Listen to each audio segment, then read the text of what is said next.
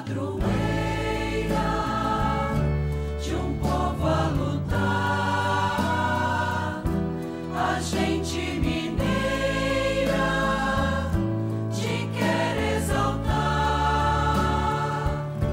não só lá na serra. Amado irmão, amada irmã, saúde e paz. Aqui estamos por graça de Deus para fecundar a nossa vida ao proclamar a palavra e assim experimentarmos a alegria duradoura deste tempo da Páscoa pela certeza da vida que venceu a morte em Cristo. Nossa vida é desafiada a buscar o que é essencial pelo caminho de nossa fé, que nos deve levar para além das aparências, das evidências e do que conseguimos controlar.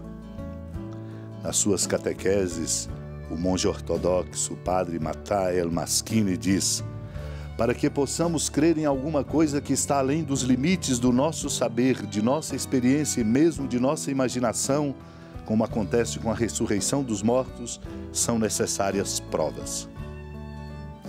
Contudo, para que possamos receber o que está além da nossa percepção e de nossa lógica, e, portanto, para atingir a força e a natureza da ressurreição, é preciso que um dom espiritual nos seja concedido. Assim, depois que Cristo deu a seus discípulos uma prova de sua ressurreição, para que acreditassem e se alegrassem, nós o vemos vir ao seu encontro e soprar sobre eles a fim de dar-lhes o que ultrapassa sua natureza e sua possibilidade: a própria força da ressurreição. Não simplesmente a ressurreição dentre os mortos, mas a ressurreição no Espírito de Deus, que confere ao homem uma nova natureza que o prepara para uma vida nova espiritual. Uma vida no Espírito de Deus e com Deus, uma vida em que o pecado e a morte não têm poder algum e que não está submetida à ignorância nem ao sofrimento. Naquele tempo, disse Jesus à multidão: eu sou o pão da vida, quem vem a mim não terá mais fome, quem crê em mim nunca mais terá sede. Eu, porém, vos disse que vós me vistes, mas não acreditais. Todos os que o Pai me confia virão a mim, e quando vierem não os afastarei. Pois eu desci do céu não para fazer a minha vontade, mas a vontade daquele que me enviou.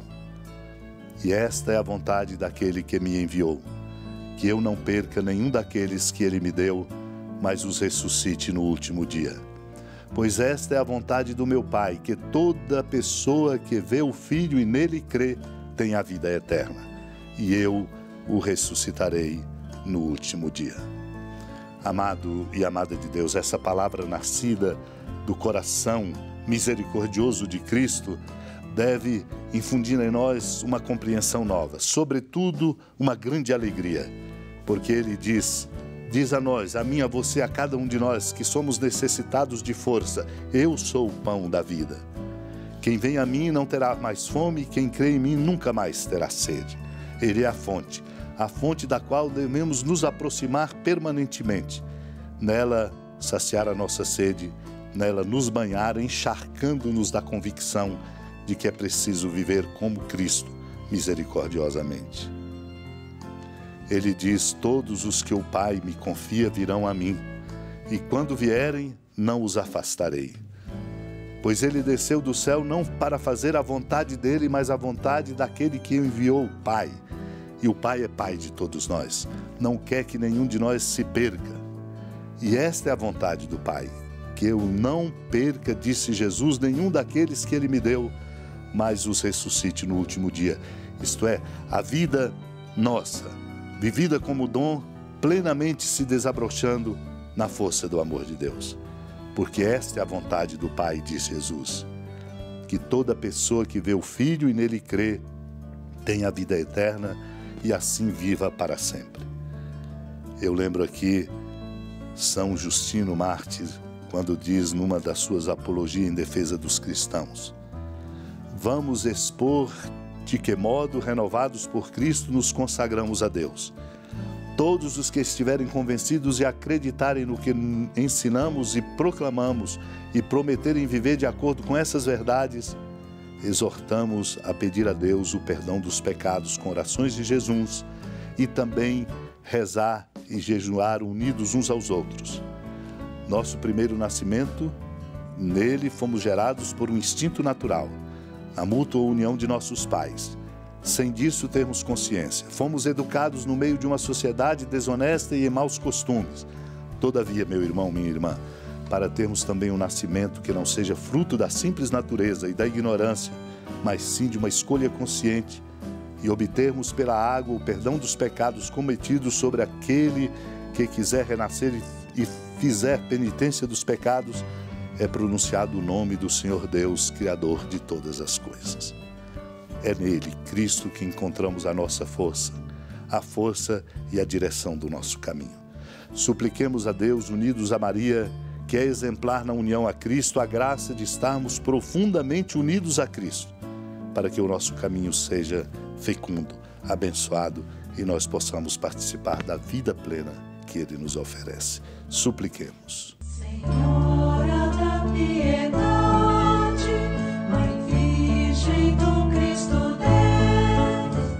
Lembrai-vos, ó piedosíssima Virgem Maria, que nunca se ouviu dizer que alguém daqueles que, tendo recorrido à vossa proteção, implorado a vossa assistência e reclamado o vosso socorro, tenha sido por vós desamparado. Animado com igual confiança, a vós recorro, ó Virgem das Virgens, e gemendo sob o peso dos meus pecados, me prostro a vossos pés. Não desprezeis as minhas súplicas, ó Mãe do Verbo encarnado, mas dignai-vos de as ouvir propícia e de me alcançar o que vos peço. Amém. Feliz padroeira de um povo a lutar, a gente mineira te quer exaltar, não só lá na serra, tu és esplendor de toda esta terra, também és fulgor. Amado irmão, amada irmã, com alegria e muita esperança do Santuário Basílica da Padroeira do Estado de Minas Gerais, a Senhora da Piedade, que da sua casa de clemência e bondade nos acompanhe e nos abençoa do alto da serra, magnífica arquitetura divina, a bênção de Deus, amor misericordioso, Pai, Filho e Espírito Santo, desça sobre sua família, proteja sua casa, sustente sua vida, fecunde o caminho missionário de nossa igreja, nos encha de sabedoria e permaneça conosco para sempre. Amém. Feliz padroeira